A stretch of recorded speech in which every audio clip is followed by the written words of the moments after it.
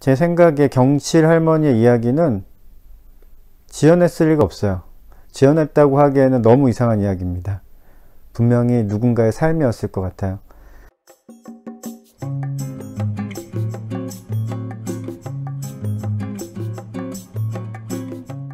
박완서 작가의 대범한 밥상. 저는 이 소설의 제목이 마음에 들어서, 이 소설은 단편소설이거든요. 이 소설이 담겨있는 박완서 작가의 좀 책을 찾아보았습니다. 그래서 도서관에서 한참을 찾아서 이 대범한 밥상을 받아볼 수가 있었어요. 대범한 밥상이라는 제목을 가진 책도 최근에 나왔는데, 저는 이 책으로, 친절한 복희씨라는 책으로 이 대범한 밥상을 받아볼 수 있었습니다. 그래서 밥상 얘기가 언제 나오나, 어떤 밥상이길래 대범한 밥상이라고 하는 것일까 궁금한 마음에 한 장 한 장 책을 넘겨보았습니다. 제목으로 봤을 때는 좀 유쾌한 내용이라고 생각을 했어요. 밥상은 좋은 거죠. 그래서 저는 밥상이란 한 사람이 다른 사람에게 베풀 수 있는 제일 큰 호의 중에 하나라고 생각을 늘 했었거든요. 그런데 대범한 밥상이 어떤 밥상일지 좀 궁금했습니다. 대범함이라는 형용사는 밥상이라는 말이랑은 잘 어울리지 않는 말이죠. 밥상과 어울리는 형용사는 고마운, 소박한, 친절한, 맛있는, 친절한 밥상, 맛있는 밥상 이렇게 하면 어울릴 텐데, 대범한 밥상은 좀 어울리는 말은 아니죠.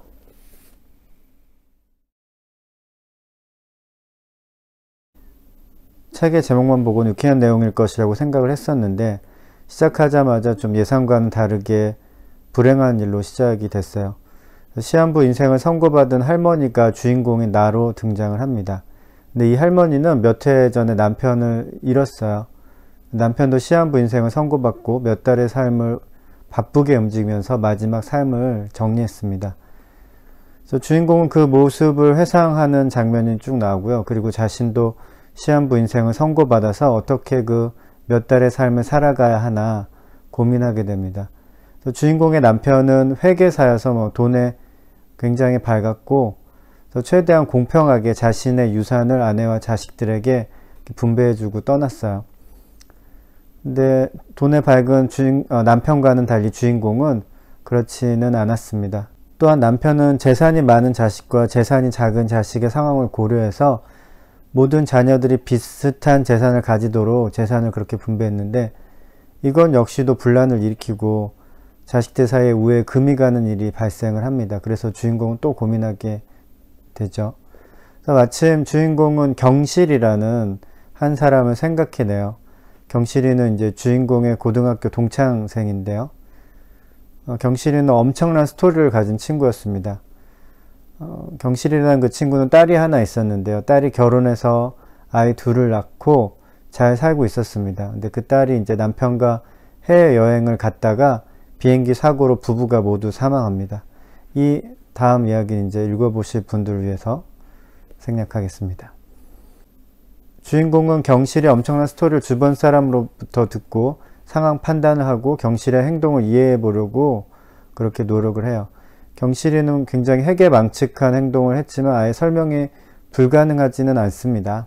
그래서 주인공인 나름 경실이가 그렇게 기괴한 삶을 산 이유를 짐작을 해보죠.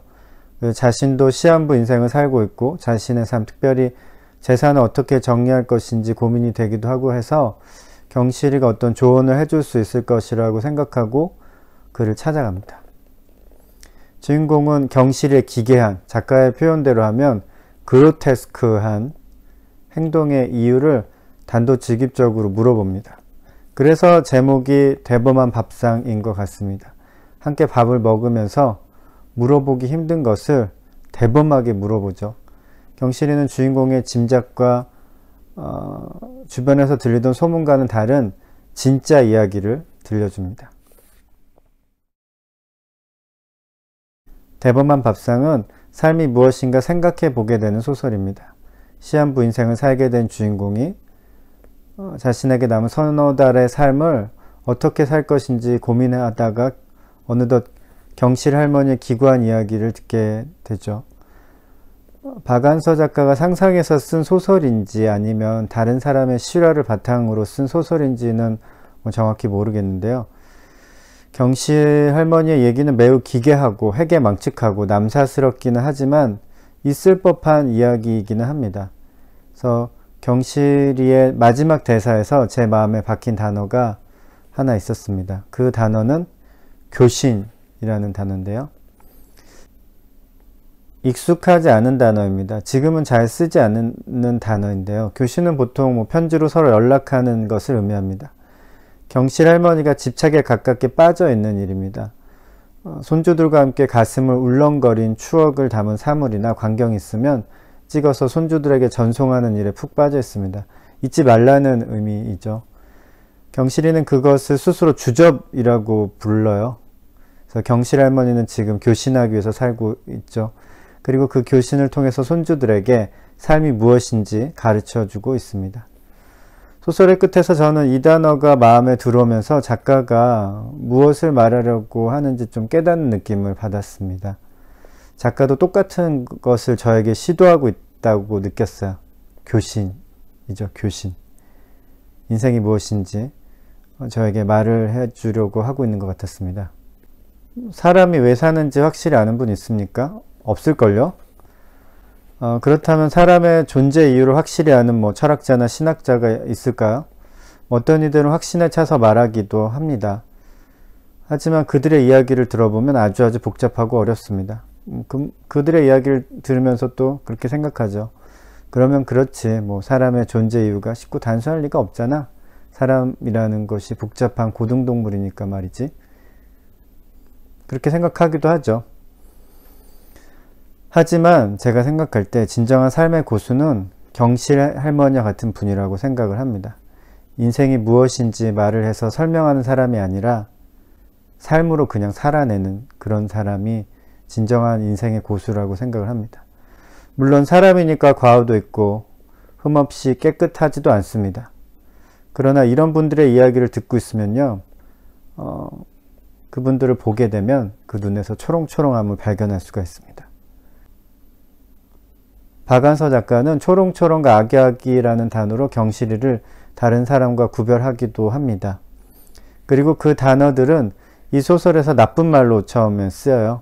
근데 나중에 경실 할머니의 초롱초롱과 아기아기가 무슨 일을 해냈는지 알게 되면서 그 단어들의 원래 의미를 저는 다시 떠올릴 수 있었습니다. 작가의 신통한 재주라고 생각을 해요.